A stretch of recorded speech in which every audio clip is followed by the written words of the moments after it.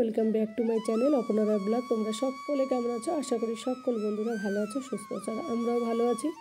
তো বন্ধুরা, ঘুম থেকে উঠে না ছেলেকে স্কুল তো চলে গেল যার যার কাজে, স্কুল আর অফিস। আর আমি ঘুম থেকে উঠে মাছটা বের করলাম ডিপের থেকে। এর আগের দিন তোমরা দেখেছিলে হয়তো যে অনেকগুলো মাছ এনেছে। তো সেই মাছগুলো না কাটতে পারিনি, কারণ সন্ধ্যাবেলা এনেছিল তো বিকেলের দিকে আর ইচ্ছা হলো না। তো ঠান্ডার দিনে রাতের বেলা ঠান্ডা ঘাটতে হবে, তো ওই কারণে মাছগুলো আমি ফ্রিজে রেখে দিয়েছিলাম। তো ফ্রিজ থেকে সকালবেলা উঠেই আমি বের করে রেখে দিলাম। তারপরে বরফ ভাঙলো যখন, তারপরে মাছগুলো একটা একটা করে সমস্ত মাছগুলো কেটে নিয়েছি দেখো। আর ঘুম থেকে উঠেই কোনো কাজ না করে মাছটা কেটেছি ওরা যাওয়ার পরেই। খুব কষ্ট হয়ে গেছে, যদিও এতগুলো মাছ কাটতে সময়ও লেগে যায়। ছোটো ছোটো মাছ তো খেতে যদিও ভালো লাগে। তো আমাকে দেখে তোমরা দেখো, আমি যেভাবে ঘুম থেকে উঠেছি ওইভাবেই তোমাদের সামনে একটুখানি দেখালাম নিজেকে।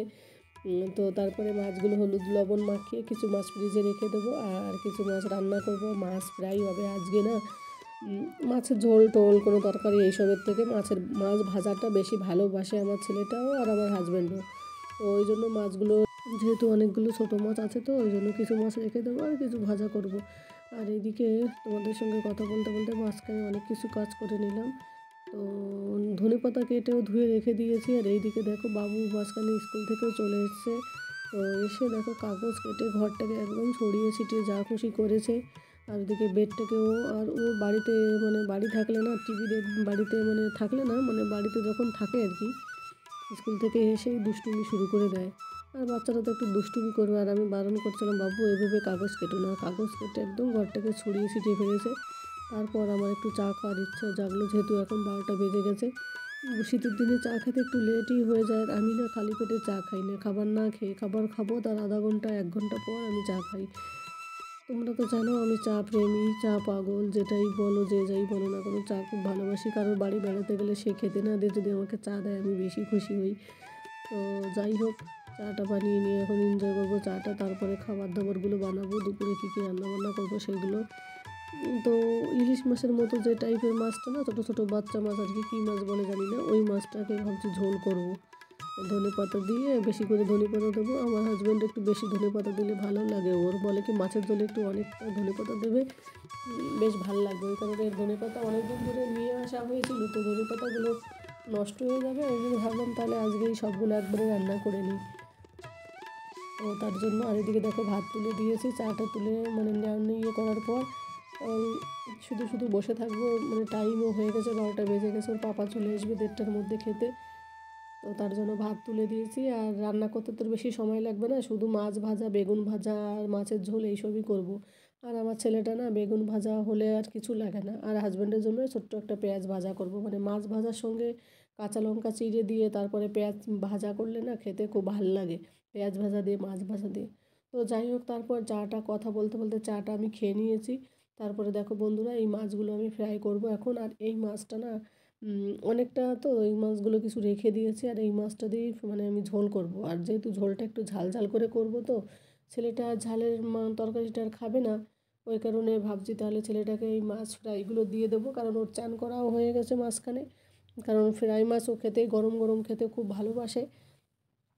তো ওই কারণে আর মাছগুলো না একটাও ভাঙেনি ভাজতে গিয়েও, খুব ভালো লাগলো আর কি। আর সত্যি খেতেও খুব সুন্দর হয়েছিল, কেমন ইলিশ মাছের একটা গন্ধ আছে এইগুলোতে।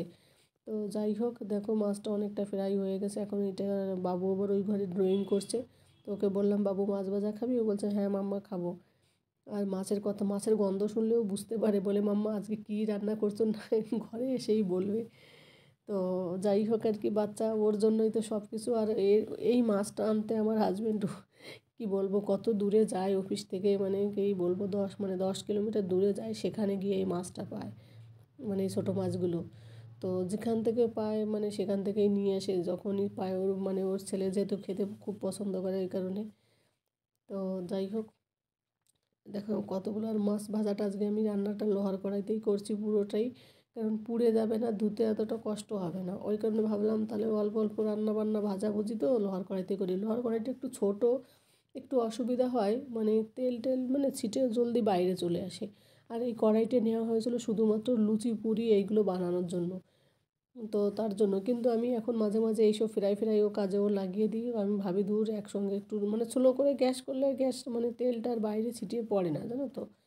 তো তার জন্য ঠিক আছে, অসুবিধা হয় না, কাজ চলে যায়। আমাদের ছোট ফ্যামিলি যেহেতু, বেশি লোকজন থাকলে বেশি কিছু করতে থাকলে তখন হয়তো একটু সমস্যা হয়। আর এই রান্না করতে খুব ভালো লাগে। লোহার কড়াইতে অ্যাকচুয়ালি কি রান্না করলে দেখবে মানে ধুতে যতটা কষ্ট না, তা খেতেও কিন্তু সুন্দর হয়। তো একবার গরম হয়ে গেলে জলদি জলদি রান্নাটাও হয়ে যায়। আর মাছটা দেখো কত সুন্দর করে কড়া করে ভেজেছি একটুখানি মাঝে মাঝে। তো এইগুলো ঝোল দেবো, বাবুকে তো অনেকগুলো দিয়ে দিয়েছি খেতে। তারপরেও আরও চেয়েছিল, আমি বললাম বাবু একবারে এত মাছ খেতে নেই, ও মাছ ভাজা এতটা ভালোবাসে, ছোটো মাছ বিশেষ করে, বড় মাছও ভালোবাসে কিন্তু এইটা বেশি ভালোবাসে। তো ওর জন্যই আনা হয় ওই কারণে। দেখো কতগুলো মাছ ভেজে নিয়েছি। এখান থেকে ভেবেছি আমি ওই মাছের ঝোল টোল খাবো না, বাবুর সঙ্গে আমিও 2-4টে খেয়ে নেবো মাছ। তারপরে ওর পাপার জন্য কিছু ছোটো মাছ ভাজা রেখে দেবো, পুঁটি মাছ কিছু ছোটো পুঁটি মাছও ভেজে রাখবো, ওইটা দিয়ে ভাত দিয়েও খাবে। আর এর থেকে কয়েকটা রেখে দেবো। আর আমার হাজব্যান্ড না একসঙ্গে অনেক মাছ খেতে মানে পারেও না আর খেতে চায়ও না। আর আমি আর আমার ছেলে দুজনে একসঙ্গে অনেক মাছ খেতে পারি। তো যাই হোক, এই দেখো লঙ্কা ভাজা, পেঁয়াজ ভাজা, বেগুন ভাজা, আর এদিকেও বেগুন ভাজা রেখেছি কয়েকটা, ছেলের জন্য বেশি করে, আর ওর ওর পাপার জন্য 2 পিস রেখেছি। ও না বেগুন ভাজা আমার হাজব্যান্ড খেতে ভালোবাসে না, ও বলে কি আমার হাত চুলকায়, জিহ্বা চুলকায়, কিন্তু আমি আর আমার ছেলে খুব পছন্দ করি। কিন্তু বাবু তো প্রতিদিনই চায় যে আমাকে বেগুন ভাজা দিক, কিন্তু আমি দিই না প্রতিদিন। ওই মানে বেগুন ভাজা দেখবো অনেকটা তেল লাগে, আর অতটা তেল খাওয়া ঠিক না বাচ্চাদেরকেও। তো যাই হোক, আর এদিকে দেখো বরের জন্য অল্প কটা মাছ দিয়ে একটু ঝোল করছি, একটুখানি মশলা ছিল ফ্রিজে, তো এর আগের দিন করা ছিল, তো ভাবলাম মশলাটা ফেলে দেবো, সেই মশলাটাকে ভালো করে ফ্রাই করে নিয়ে তারপরে মাছের ঝোলটা করছি। বেশি মানে একা খাবে তো ওই জন্য অল্প, আর উপর দিয়ে একটু ধনেপাতা ছড়িয়ে দেবো একটু পরে, তাহলেই মাছ রান্নাটা কমপ্লিট হয়ে যাবে। আর এইদিকেও পুরো কমপ্লিট, আর এদিক তো মোবাইল তো চলতে থাকে রান্না করার সময়ও। তো শুকনো শুকনো করে বেশি ঝোল করিনি মাছের ঝোলটা, তো করে এবার ঢেকে রেখে দিলাম, ওর পাপা চলে আসবে। এবার আমার নিজের জন্য আমি একটু নিরামিষ রান্না করছিলাম। তো তারপরে খাওয়া দাওয়া কমপ্লিট করার পর তারপর ফিরে এলাম তোমাদের সঙ্গে সন্ধ্যার দিকে। আর এই দিকে দেখো বোনের বাড়ি থেকে, মানে বোনের বাড়িতে যে বিয়ে গিয়েছিলাম সেখানে গিয়ে শপিং করেছিলাম, এইটা তোমাদের দেখাতে তখন বলেছিলাম কোনো দিন অন্য কোনো দিন ভিডিওতে দেখাবো, তো দেখানো হয়নি, তাই ভাবলাম আজকে তোমাদের সঙ্গে একটু শেয়ার করি। তো এই সোয়েটারটা কিনেছিলাম আমি, সোয়েটার মানে গেঞ্জি টাইপের সোয়েটার আর কি, পকেট ফকেট এইসব সব কিছু আছে, গোল গলা গেঞ্জি ছেলেদের মতো এগুলো।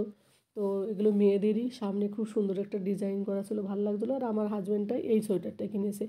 তো দুজনে দুটো সোয়েটার নিয়েছিলাম, ওর মানে আমার হাজব্যান্ড আরও প্যান্টও নিয়েছে, তো প্যান্টগুলো শোকেসে রেখে দিয়েছি আর বের করলাম না। আর ছেলের জন্য একটা গেঞ্জি কিনেছি, গেঞ্জিটা তো ছেলে আগে থেকে পরে টরে একাকার। আর আর আমার ব্ল্যাকটা সেইভাবে আমি আর পরিনি, তো ভাবলাম তোমাদেরকে একটু দেখাই কেমন লাগলো বলো। আর ব্ল্যাক কালারের সোয়েটার আমার ছিলও না, তার জন্য আমার খুব ভালো লাগছে দেখতে। মানে মোবাইলে অতটা ভালো লাগছে না, কিন্তু সামনে থেকে আমার খুব ভালো লাগে, আর পরলে মনে হয় কিছুই পরিনি। তারপর রাতের বেলা দেখো তোমাদের সঙ্গে একটা জিনিস শেয়ার করছি, সেটা হলো বড়মশাই অফিস থেকে একটা গিফট নিয়ে এসছে। তো সেটা বাবুর একটা ফ্রেন্ড ছিল চিকু, তো ওরা দুজনে খুলছিল। তো আমাকে আর খুলতে দেয়নি, বলছে মাম্মা আমিই খুলবো, ওর খুলতে খুব ভালো লাগে। তো গিয়ে দেখি এখানে কফি কফি 2 প্রকার কফি রয়েছে, কফি মগ রয়েছে, তারপর কফি ব্লেন্ডার করার যে মেশিনটা সেটাও রয়েছে। তো আমার ছেলেটাও আমার মতো কফি খুব পছন্দ করে, কিন্তু বাচ্চাদেরকে তো কফি খাওয়ানো ঠিক না, ওই জন্য ওকে কফি সপ্তাহে তো একদিন দিই, যেহেতু খেতে চায় মাঝে মাঝে। তাও কোনো কোনো দিন হয়তো দিই না, এরকম করি। কিন্তু কফির গন্ধ পেলে হয়, ও বুঝতে পারে। আমি ওই জন্য ও যখন স্কুলে থাকে তখন সেই টাইমে যদি কফি খাই সেই টাইমে খাই, অথবা যখন দুপুরে ঘুমায়। কারণ ও জেগে থাকলে যদি কফি বানাই না, ও গন্ধে ঠিক বুঝে নেয়, ওকে দিতেই হয়। আর বাচ্চাদেরকে কফি দেওয়াটা ঠিকও না। তো এই দেখো কফিটাকে আর কি ব্লেন্ডার করার জন্য ওইটা দিয়েছে, আর এই দেখো কফি। তো গিফটটা খুব সুন্দর হয়েছে, আমি তো বেশ খুশি হয়েছি, অনেক দিন পর কফি মানে কোনো কফির জিনিস পেলাম। বেশ ভালোই লাগলো, আর ছেলেটা আরও খুশি। তো যাই হোক বন্ধুরা, ভিডিওটা আর বড় করবো না, এতক্ষণ ভিডিওটা দেখার জন্য তোমাদের সবাইকে অনেক অনেক ধন্যবাদ।